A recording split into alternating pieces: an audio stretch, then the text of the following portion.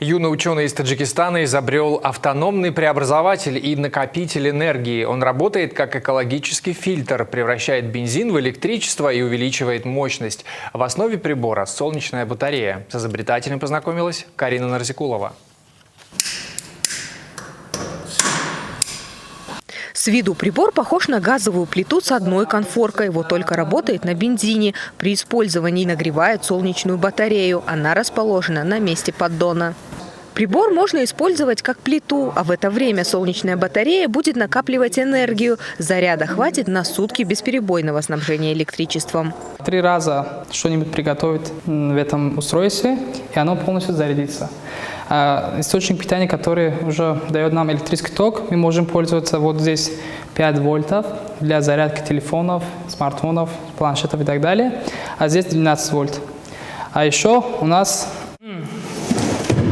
имеется здесь выход на 220 вольт. К прибору Эко Плюс можно подключить сразу несколько устройств, а вот обеспечить квартиру светом он пока не может. Для этого нужно переоборудовать проводку всего дома. А еще у нас есть кабель, который подключается.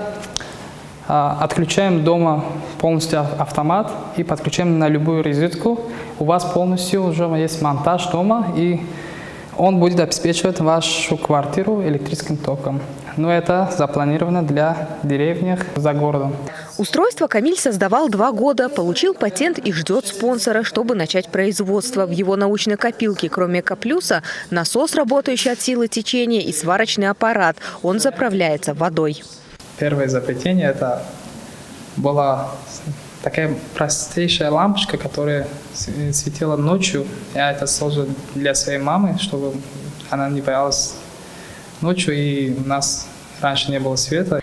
Мастерить приборы Камиль начал в детстве. Наравне с отцом ремонтировал «Москвич» и бытовые электроприборы. Молодой ученый вырос в сельской местности. Говорит, хочет быть полезным людям, живущих в отдаленных районах. Сейчас учится на 3-м курсе естественно-научного факультета. Карина Нарзикулова, Бахтовар Бахрулзада, Мир-24.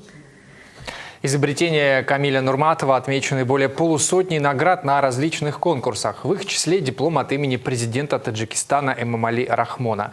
В 2020-м в Таджикистане объявили 20-летие изучения и развития естественных, точных и математических наук. Также в республике проходит конкурс для юных ученых «Наука, светоч, просвещение».